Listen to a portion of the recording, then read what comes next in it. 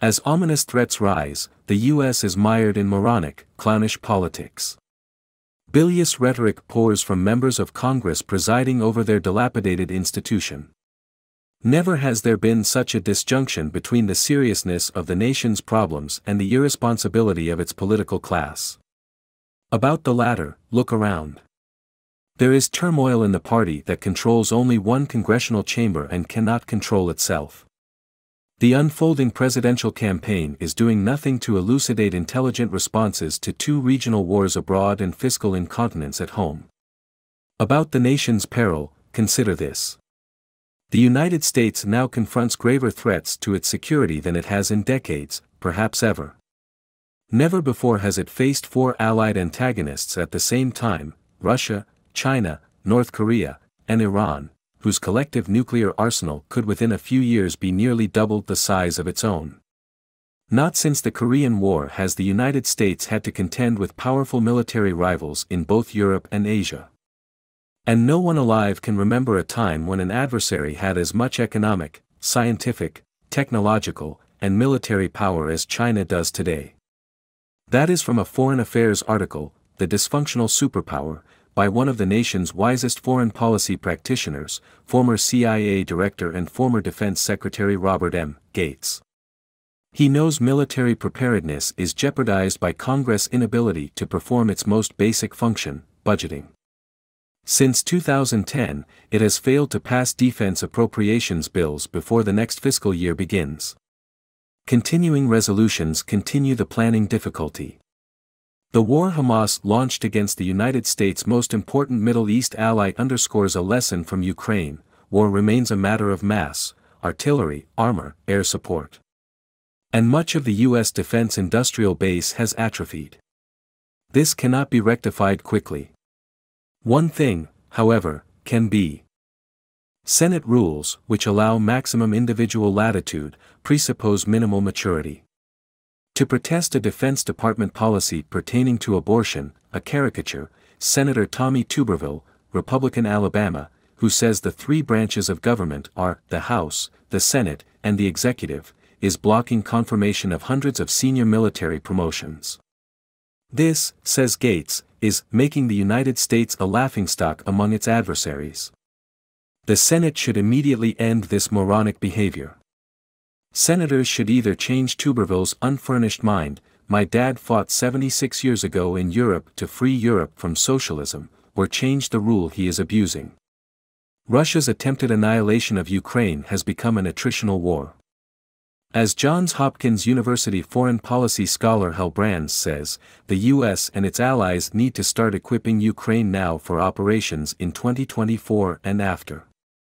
And they need to ponder this: without nuclear weapons and nuclear threats, Russia might well have lost the war by now. China's President Xi Jinping might believe that Vladimir Putin's nuclear arsenal has made U.S. assistance to Ukraine timid and hesitant. Brand says, if Ukraine is a precedent for how America handles crises with nuclear-armed great powers, the U.S. is in big trouble in the Western Pacific. It's not clear why the U.S. would be more willing to risk nuclear war for Taiwan, another strategically important but distant democracy, than it was for Ukraine. All but one of the Republican presidential aspirants should stop tiptoeing around the crucial fact about the other one: Donald Trump is an unexampled threat to national security. He is unambiguously supporting Putin, as is a growing cohort of congressional Republicans who, by opposing material aid to Ukraine, are preparing to enable Trump to keep his promise to end the war in 24 hours. This would consign Ukraine to eventually losing the 82% of its territory that Putin has not yet seized. As the world becomes more ominous, clownishness among Republican presidential aspirants, "Let's attack Mexico," becomes more insufferable. Ron DeSantis promises gas at $2 a gallon, cheaper in inflation-adjusted terms than when the price was 26 cents in 1948. At a July event, a crazed New Hampshireite told Vivek Ramaswamy that the Federal Reserve is adding zeros to the bank accounts to the media or maybe your political opponents. Ramaswamy's response included this: "You're correct to point out what very few people are aware of. Absolutely, that happens. In the world beyond Iowa and New Hampshire, events are turning in a widening gyre. Chaos, the métier of the Republican frontrunner, is rising. Last week, the world spun into a new level of dangerousness. This coming week, any Republican aspirant worthy of the office she or he seeks will at last forthrightly stand against Trump's siren call of isolationism.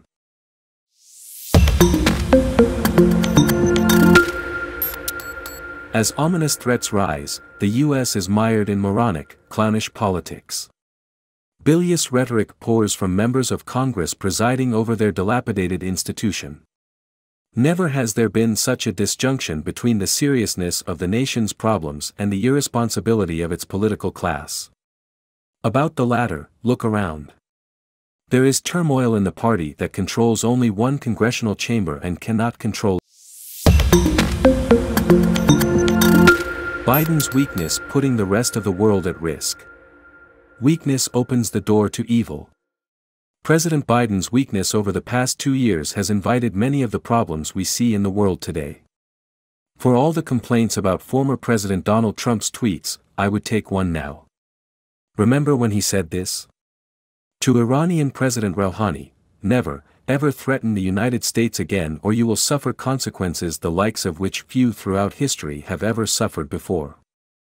We are no longer a country that will stand for your demented words of violence v. death. Be cautious. Right now, I would appreciate more of his mean tweets and decisive actions. Hamas was not successful with blatant acts of terrorism while Mr. Trump was in office, and Iran did not flaunt its financial support of the terrorist group in the past. Russian dictator Vladimir Putin did not invade Ukraine during the Trump administration. As president, Mr. Trump ordered the precision strike that took out the head of the Islamic Revolutionary Guards Corps Quds Force in 2020. A drone strike on the Baghdad airport killed top Iranian commander Qasem Soleimani. After the attack, the president said, "He was planning a very major attack and we got him. Peace through strength works." Just as they did during the Reagan administration, the capabilities of our armed forces increased under the Trump administration.